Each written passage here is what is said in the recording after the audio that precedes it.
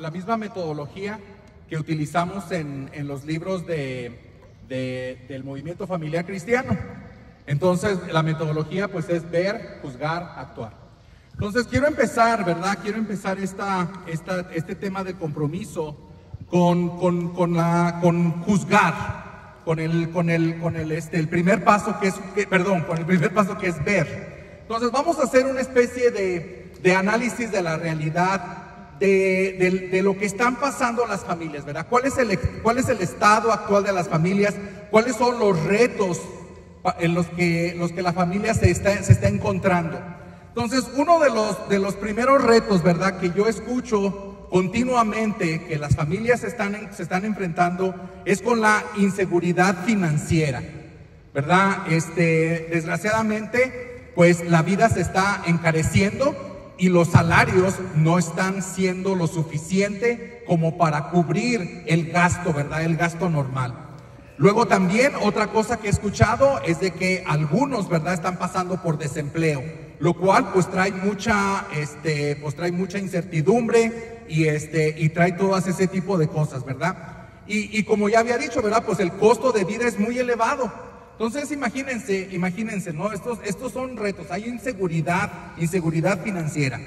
Otro reto, ¿verdad?, en el que no necesariamente está pasando aquí, ¿verdad? Esto estamos hablando de un análisis de la realidad en todos los niveles de la familia.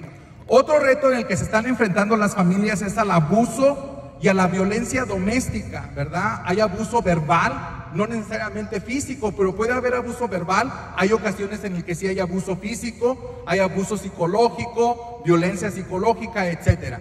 Algo también, ¿verdad? Otro reto en el que se están enfrentando es a las adicciones, ¿verdad? Y ahorita ya no nomás estamos hablando de los adultos, ya también muchas familias que probablemente no sufrían de adicciones, sus hijos están sufriendo de adicciones, ¿verdad? En donde los hijos están consumiendo alcohol, consumiendo marihuana, cocaína y otro tipo de sustancias. Otra cosa, ¿verdad? Otra cosa en la que la familia se está enfrentando en este momento es el saber navegar el impacto de la tecnología y los medios sociales de Internet, ¿verdad? En muchas ocasiones, ¿verdad?, especialmente cuando empezó todo esto del social media, había la pareja misma estaban habiendo conflictos por esta situación, porque no sabían navegar el impacto, ¿verdad?, de esta realidad. Yo escuchaba, ¿verdad?, de que había incluso hasta intentos de infidelidad por medio de esos medios. Y luego, pues, ahora los niños, ¿verdad? Los niños, para tenerlos quietos, pues les dan un teléfono para que se entretengan y estén quietecitos. Entonces, no hemos sabido navegar el impacto que tiene todo esto en nuestra familia. También, ¿verdad?, otra de las cosas que están pasando es la separación de los esposos, el divorcio y luego incluso el que se vuelvan a casar, ¿verdad? Yo creo que todos nosotros conocemos a alguien en una situación así, que hay hijos viviendo con padres o madres solteras. Y hay hijos que están viviendo en un matrimonio en donde uno de la pareja no es su padre o no es su madre. Y pues también, ¿verdad?, esto impacta. Otro reto en el que nos estamos enfrentando es el saber navegar, ¿verdad?, a hijos biculturales. La mayoría, pienso, de todos nosotros, ¿verdad?, venimos de países latinoamericanos. A lo mejor algunos de nosotros sí ya nacimos aquí. Y pues pero probablemente venimos de padres de algún país latinoamericano. Y nuestros hijos, ¿verdad? Nuestros hijos probablemente su idioma más fuerte es el inglés. Y pues eso también, ¿verdad? Yo he tenido la oportunidad de conocer cuando una familia tiene más de 2 o 3 hijos, ¿verdad? Los niños, el niño más grande, la niña más grande es la que aprende mejor el idioma. Y luego ya como el más grande ya aprendió el idioma, ya sus otros hermanitos ya se hablan en inglés, y ya los últimos ya casi ni saben hablar español. ¿verdad? Y hay veces que hay ese conflicto de que ni siquiera es posible la comunicación con los hijos, porque su idioma más fuerte es el inglés, su idioma más débil es el español, que es el idioma de los padres, de los educadores. Y luego pues también, ¿verdad? Por último, pues el estilo diferente de la crianza. Si tan solo entre el padre y la madre hay estilos diferentes de crianza, ahora imagínense con la sociedad en la que nos toca vivir, en donde incluso, ¿verdad?, escuchamos en la escuela que los métodos que utilizaron con nosotros, pues simple y sencillamente son incluso ya un delito aquí, ¿verdad?, en este país. Entonces, pues todos estos, ¿verdad? Este es un resumen muy breve del estado actual, ¿verdad?, de los retos a los que la familia se está enfrentando en este momento. Y parte de este análisis de la realidad, pues también hay que ver el impacto que ha tenido el movimiento familiar cristiano en esta realidad. La verdad es de que el movimiento familiar cristiano, ¿verdad?, es una ayuda, nos ayuda a darle su justa dimensión a todas estas cosas. Porque una de las cosas con las que yo me encuentro es de que a pesar de que todas estos retos a los que se enfrenta la familia en la sociedad, pues son importantes, ¿verdad? Eso a veces nos distrae de lo que es más importante en nuestra creencia, que es Dios. Entonces, el movimiento familiar cristiano, pienso yo que ha sido una ayuda muy positiva, ¿verdad?, para darle su justa dimensión, para darle su justa importancia a todos estos retos.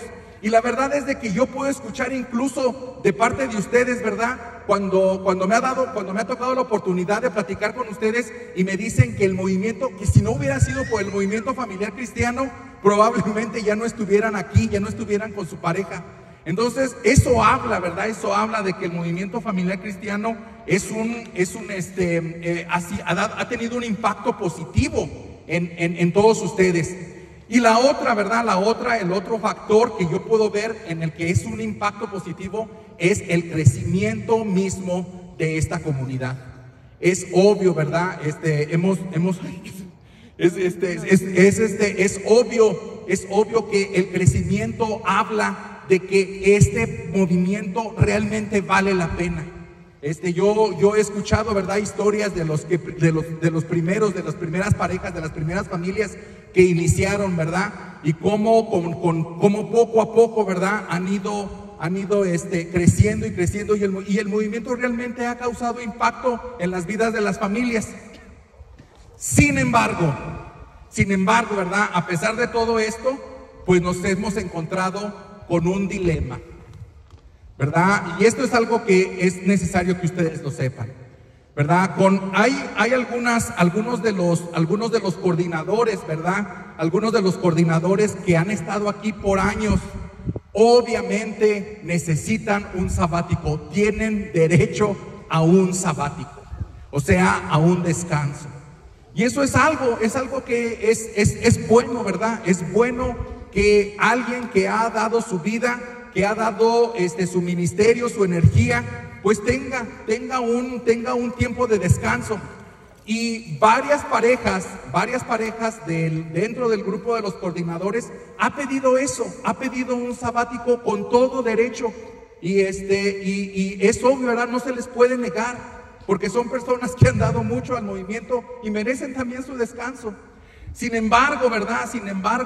Pues la otra cosa, ¿verdad?, el otro aspecto de la realidad que nosotros vemos es de que cuando las familias que terminan la cuarta etapa, hemos tenido muy poca respuesta de esas familias. No quieren convertirse en coordinadores. Algunos, obviamente, ¿verdad?, se entiende porque a lo mejor tienen algún impedimento que por reglas, ¿verdad?, del movimiento, pues no pueden hacerlo. Pero hay otros que sí pueden y simple y sencillamente deciden no hacerlo. Están en todo su derecho. Y la verdad es de que la otra cosa, el otro factor, ¿verdad?, es de que nosotros alcanzamos a ver de que hay una falta de compromiso. Y la verdad es de que esa es la razón de esta plática. Porque nosotros hemos hecho juntos este análisis de la realidad y hemos visto que falta un poco de compromiso. Y la verdad es de que este compromiso también tiene razones muy válidas. Cuando nosotros hablamos, ¿verdad?, con estas personas, con estas familias que están terminando la cuarta etapa y los escuchamos y les decimos, oye, pues estamos queriendo ver si contamos contigo para ser coordinadores, ellos dan sus razones muy válidas, todas sus razones son válidas, ¿verdad? Una de las razones que hemos escuchado es de que ellos ya tienen otros compromisos, tienen hijos involucrados en muchas actividades extracurriculares en sus escuelas, que están en danza, que están en música, que están en otros deportes, ¿verdad? Y luego pues también pues las familias tienen sus compromisos en sus trabajos, etcétera, etcétera. Y luego también, ¿verdad? Hay otras veces, o sea, esas son como las razones que nos dan. Pero también hay veces que nos hablan de sus sentimientos, los cuales también son muy válidos. Nos hablan de los sentimientos muy válidos, que dicen, es que yo no me siento capacitado a tomar una misión así. Yo no siento como que estoy completamente preparado para poder llevar una misión como tal. Y como les digo, ¿verdad? Todo esto con la realidad de que el movimiento familiar está creciendo, pues nos pone en un dilema. ¿Qué hacemos? ¿Qué hacemos con esta realidad? ¿Qué hacemos con una realidad en la que todos estos retos en los que la familia se está enfrentando? Luego, más aparte, estamos viendo que el movimiento familiar cristiano está teniendo un impacto positivo y está creciendo, pero al mismo tiempo estamos teniendo menos compromiso por parte de los que deberían tener compromiso. Como nosotros no podemos forzar a nadie, ni Dios puede forzar a nadie, Dios nos dio libertad de elegir. Entonces, por eso es de que yo estoy apelando a ustedes y voy a dar unos argumentos para que a ver si a través de esos argumentos los podamos animar a cambiar de opinión. Miren, una de las cosas que hemos pensado, ¿verdad? Hablando con los directivos, hemos pensado de que lo que primero pensamos hacer es ver con cuántos coordinadores contamos. ¿Quiénes son las personas que se van a comprometer a coordinar? Y en base al número de coordinadores que tengamos, esa va a ser lo que va a determinar el número de familias que aceptemos. Entonces, vean, ¿verdad? A dónde nos está orillando una realidad, ¿verdad? Y como les digo, todas aquellas personas que han dicho no, tienen razones muy válidas y tienen sentimientos muy válidos, sin duda, completamente válidos. Ok, y ahora, ¿verdad? Vamos a pasar al juzgar. Eso es el ver. Ya hicimos un análisis de la realidad. Ahora vamos al juzgar. Y el juzgar siempre tiene que ver con qué dice Dios a este respecto. Entonces, vamos a ver qué dice Dios a este respecto, a esta realidad. Eso es de lo que se trata el juzgar. ¿Qué dice Dios al respecto? Y en el actuar es ¿qué voy a hacer yo después de escuchar a Dios, su opinión o su lado? ¿Ok? Entonces, quiero empezar esta reflexión con unas cosas. Ustedes han oído con un pensador, un teólogo muy importante que probablemente ustedes sí lo identifiquen. Él es el que escribió esta serie de libros de Narnia. Sí han oído hablar de Narnia, ¿verdad? Sí. Narnia, al menos la película tienen idea de qué es Narnia, ¿verdad? Fueron no sé si la película tiene los 7 libros o no, pero es una serie, ¿verdad? De 7 libros infantiles que escribió este autor. Es un teólogo muy importante, es un apologeta británico muy importante de nombre Clive Staples Lewis, así se llama, C.S. Lewis. Él es el autor de Narnia, un teólogo muy importante, un apologeta cristiano muy importante británico. Este hombre no era católico. Él no era católico. De hecho, él era un incrédulo. Él no creía, él era un incrédulo y él era un agnóstico. Un agnóstico es aquella persona que cree que nosotros los seres humanos no tenemos la capacidad de saber si existe una divinidad o no, mucho menos cuál es la vida interior de esa divinidad. Eso es lo que es un agnóstico. Y eso es lo que era él. C.S. Lewis era un agnóstico. Y entonces él cuenta en su biografía, en su autobiografía o en sus libros, habla sobre todas las luchas y todas las resistencias que él tuvo para comprometerse a ser cristiano. Él tuvo muchas luchas y tuvo muchas resistencias para convertirse al cristianismo, ¿verdad? Y en uno de sus escritos él hace cuenta, ¿verdad? Cuenta el día en el que él se comprometió con Cristo. El día que él hizo su compromiso con Cristo. Él cuenta en su autobiografía, y él dice que él había tenido una plática, una conversación muy profunda con otro teólogo que probablemente ustedes también conocen. Ustedes han oído hablar del Señor de los Anillos, ¿verdad? Otra película del mismo estilo. El Señor de los Anillos, toda esa serie también fue escrita por un gran teólogo, un gran apologeta de nombre Tolkien. Tolkien es J.R. Tolkien, John Ronald Tolkien. Y C.S. Lewis había tenido una conversación con Tolkien, y dice que cuando llegó a su casa, déjenme les leo lo que él escribió. Dice, cuando llegué a mi casa, dice, me arrodillé como el converso de más mala gana de toda la historia de la humanidad. El converso de más mala gana. Él se convirtió de mala gana. No se convirtió con la piedad con la que uno pensara. Él se convirtió, él dice, yo me convertí, yo llegué a ser el converso de más mala gana que la historia de la cristiandad ha producido. Y dice, ¿verdad? Dice que él tenía en su cabeza, ¿verdad? Que él tenía en su cabeza razones para no comprometerse con Cristo. Él tenía razones muy fuertes para no comprometerse con Cristo. Y dice que también él tenía en su corazón sentimientos en contra del compromiso con Cristo. Tenía sentimientos en contra de su conversión, de hacer ese compromiso con Cristo. Pero él se dio cuenta que había algo irresistible en ese llamado de Cristo. Y él lo pone en esos términos, ¿verdad? Dice que eso irresistible lo dejó sin libertad. Él habla en esos términos. Lo dejó sin libertad y dice, y en conciencia no tuve más que hacer que comprometerme con Cristo. Tenía razones para no comprometerse con Cristo. Y tenía sentimientos para no comprometerse con Cristo.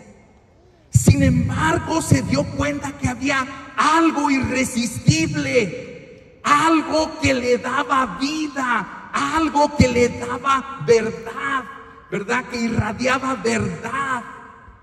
Y entonces se comprometió con Cristo. Él, a esto irresistible, a lo irresistible le puso un nombre, y él le llamó, ¿verdad? Esto irresistible que le quitó la libertad, le llamó la compulsión de Dios. La compulsión de Dios. ¿Qué es una compulsión?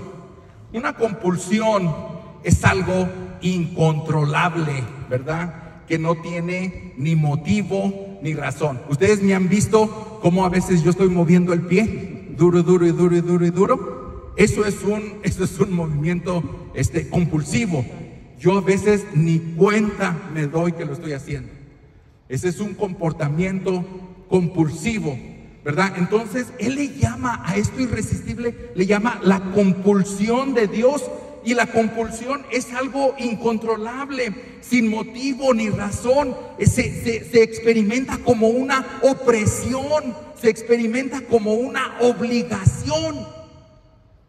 Y sin embargo, vean lo que él dice.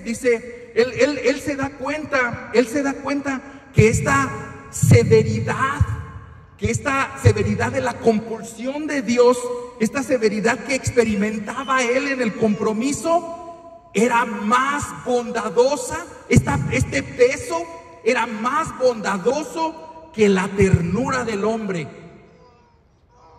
Y luego dice él, y esta obligación que se siente con el compromiso, era mi liberación. Él concluye con eso. Concluye con esas palabras, la descripción de su conversión. Bueno, ahora hay otra historia exactamente con lo mismo en el Evangelio de San Juan. En el Evangelio de San Juan, en el capítulo 6, todo el capítulo 6 del Evangelio de San Juan es conocido como el discurso del pan de vida. Inicia con la multiplicación de los panes y se va todo el capítulo. Es un discurso de Jesús hablando de que Él es el pan de vida, que si no lo comen, no vamos a tener vida en nosotros, que si no bebemos su sangre, no vamos a tener vida en nosotros, que vamos a morir. Él es el pan de vida. Déjenme les leo esta historia, en donde también aquí encontramos otro ejemplo de lo que es la compulsión de Dios. Esta obligación irresistible que nos quita la libertad de elegir. Y así dice el texto, discutían entre sí los judíos y decían: ¿cómo puede darnos a comer su carne?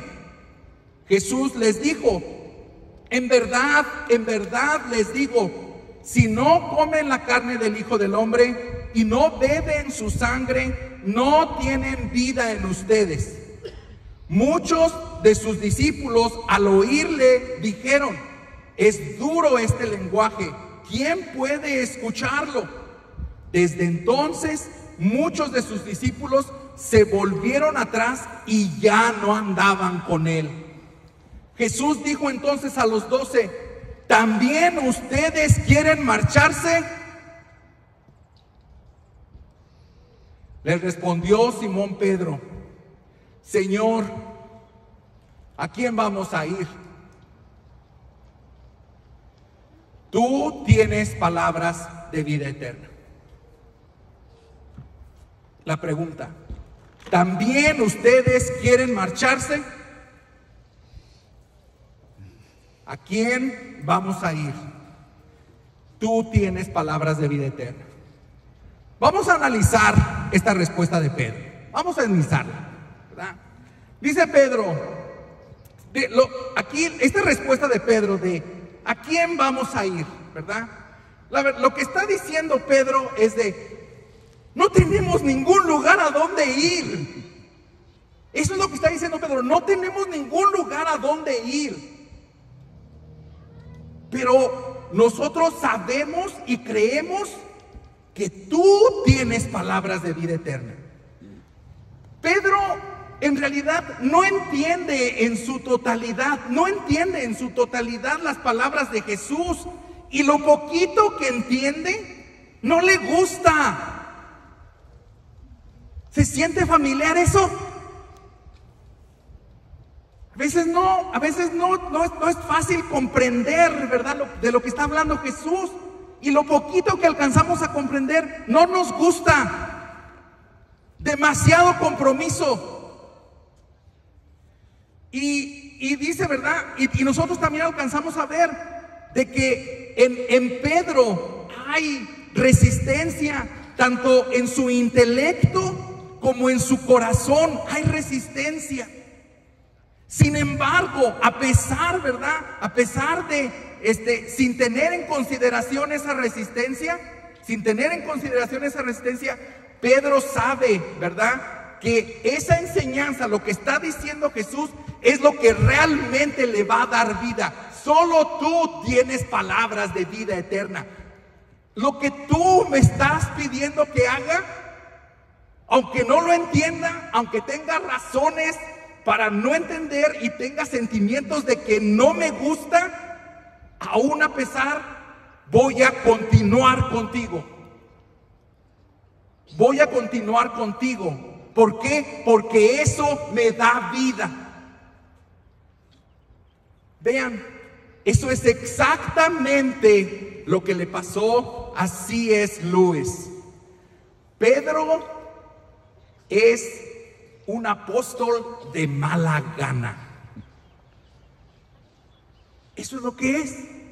Tenía razones suficientes para no hacerlo. Tenía suficientes sentimientos para no continuar. Había suficiente resistencia. Sin embargo, hay algo irresistible en el llamado de Dios que te da vida.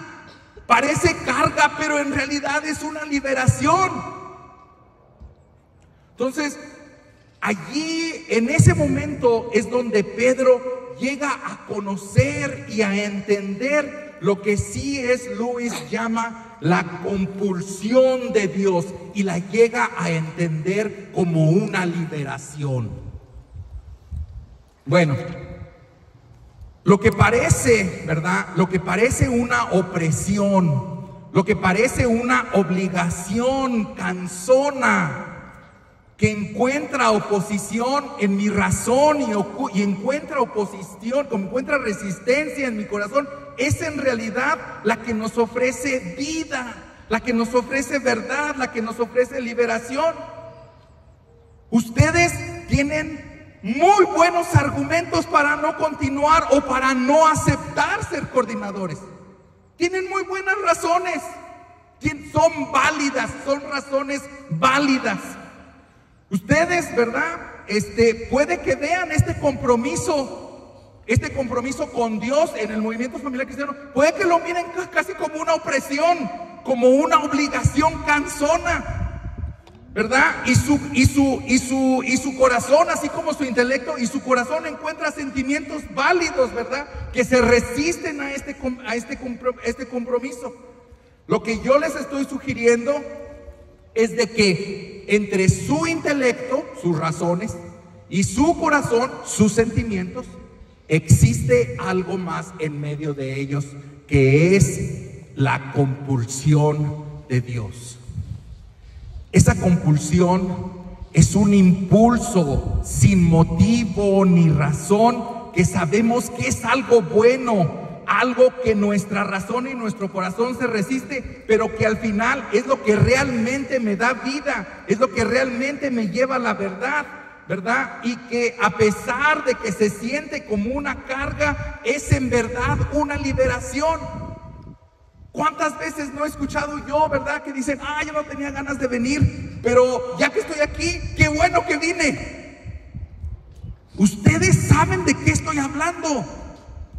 ¿Saben que esa carga, esa compulsión de Dios, que no tiene ni sentido ni razón, no hay suficientes razones para no seguirla, hay suficientes sentimientos para no seguirla, se vuelve algo irresistible a lo que nos empuja, es un impulso. Bueno, una última historia, ya para terminar, una última historia. Murió un sacerdote jesuita que era también un activista muy importante aquí en Estados Unidos, que se llama Daniel Berrigan. Él, una vez le hicieron una entrevista y le preguntaron a Daniel Berrigan, le dijeron que dónde se encontraba su compromiso con Cristo. Le preguntaron, ¿dónde se encuentra tu compromiso con Cristo? Le preguntaron, ¿se encuentra acaso en tu intelecto? ¿Se encuentra en tu razón? ¿O se encuentra en tu corazón? ¿Se encuentra en tus sentimientos? Y él contestó de la siguiente manera. Dice, mi compromiso con Cristo raramente se encuentra en mi intelecto, raramente se encuentra en mis razones. Casi siempre encuentro razones para no tener el compromiso con Cristo. Dice, y todavía más raramente se encuentra en mi corazón, ¿verdad? En mis sentimientos. Porque constantemente encuentro sentimientos en contra de ese compromiso con Cristo. Dijo este señor. Dice, mi compromiso con Cristo se encuentra en donde me quedo, en donde me siento, donde me aplasto, donde pongo mis nalgas, en donde me quedo. Y todos ustedes casados entienden muy bien esto. Hay veces, hay temporadas en las que su compromiso con su esposa o con su esposo no está ni en sus razones ni en sus sentimientos. Y lo saben perfectamente bien. Hay veces que tanto sus razones como sus sentimientos les gritan que dejen ese compromiso, ¿sí o no? Ustedes tienen la experiencia de que hay veces que ustedes tienen, ¿cómo es posible que terminé con esta vieja fregona? ¿Cómo es posible que terminé con este viejo machista? Y tienen razones y sentimientos para no continuar en ese compromiso. Sin embargo, existe entre la razón y el corazón, existe esta compulsión de Dios de la que habla C.S. Lewis. Existe esta compulsión, ¿verdad? Y ustedes, a pesar de que tienen razones suficientes y sentimientos suficientes para dejar ese compromiso, se quedan en esos compromisos. ¿Por qué? Porque saben que aunque parece una carga, que aunque parece una opresión, una obligación, allí es donde se encuentra la vida, allí es donde se encuentra la verdad y el sentido de la vida, y allí es donde se encuentra su liberación. A pesar de que se siente como carga, ustedes saben que allí encuentran su liberación. A veces nuestras razones y nuestros sentimientos no nos dicen lo que somos verdaderamente en lo profundo. A veces nuestras razones y nuestros sentimientos no nos hablan de lo que somos profundamente, ¿verdad? Nuestro intelecto nos dice lo que es razonable hacer, nuestro corazón nos dice lo que queremos hacer, ¿verdad? Pero esa compulsión de Dios nos dice lo que debemos hacer, aunque haya razones en contra y sentimientos en contra, lo que debemos hacer.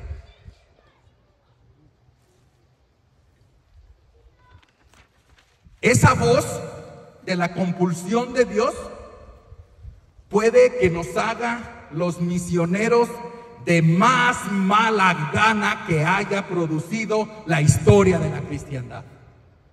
Pero ahí estamos, los misioneros de más mala gana, exactamente como C.S. Lewis, exactamente como Simón Pedro y como muchos otros desconocidos en la historia. Pero la compulsión de Dios es la que nos hace comprometernos a lo que en realidad debemos comprometernos. De eso sí hay certidumbre. La compulsión de Dios nos hace comprometernos con lo que de veras debemos comprometernos. Entonces, ¿por qué? Porque eso a lo que la compulsión nos lleva a comprometernos, eso nos da vida, eso nos lleva a la verdad, eso nos da liberación. Entonces, yo quiero que ahora pasemos al actuar. Ustedes en sus libros tienen en el actuar, ¿verdad? Tienen esta serie de compromisos, ¿les llaman? De compromisos. La pregunta es, ¿a qué me quiero comprometer después de considerar este argumento que les estoy dando? Y quiero terminar esta reflexión con un video del que ahora es Papa, León XIV. Él, cuando era obispo de Chiclayo en Perú, hablaba a su feligresía del compromiso. Y lo hacía en el contexto de la Semana Santa, por eso van a oír ustedes que va a hablar como un poco de la Semana Santa. Pero escuchen muy cuidadosamente todas sus palabras. El video no va a estar muy claro porque pues, estamos aquí afuera. Y el video no es mucho, es nomás su imagen. Vamos a poner atención a sus palabras. Y traigámoslas como una conclusión de esta reflexión que acabamos de hacer sobre el compromiso. Todos tenemos muy buenas razones y muy válidas y muy justas y todo lo que ustedes quieran. Y tenemos sentimientos muy válidos, muy verdaderos, muy justos. Sin embargo, entre la razón y el corazón se encuentra la compulsión de Dios. Esta compulsión no tiene ni motivos ni razones, es simple y sencillamente una compulsión a hacer lo que debemos hacer. Entonces, vamos a poner el video y con este video concluimos esta reflexión. Pongan atención, por favor. Ser discípulos de Jesús.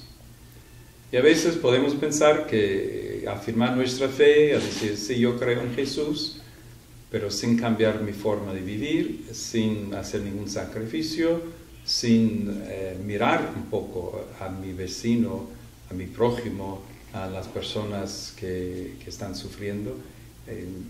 Es posible, demasiado fácil ir diciendo, yo soy cristiano, pero después seguir en mi rutina.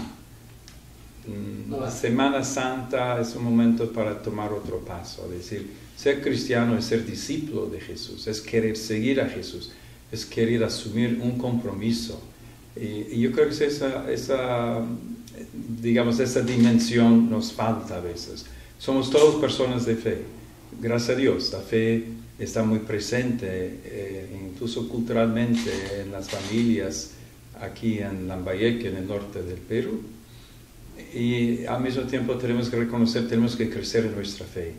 Tenemos que estar dispuestos a tomar otro paso, a seguir a Jesús, caminar con Él, a comprometernos, a luchar por la verdad, a estar dispuestos a rechazar la mentira, la corrupción, toda forma de falsedad y a decir, yo estoy dispuesto a hacer algún sacrificio, a dar un poco más, a dar más de mi tiempo, para apoyar, ayudar a los que lo necesitan.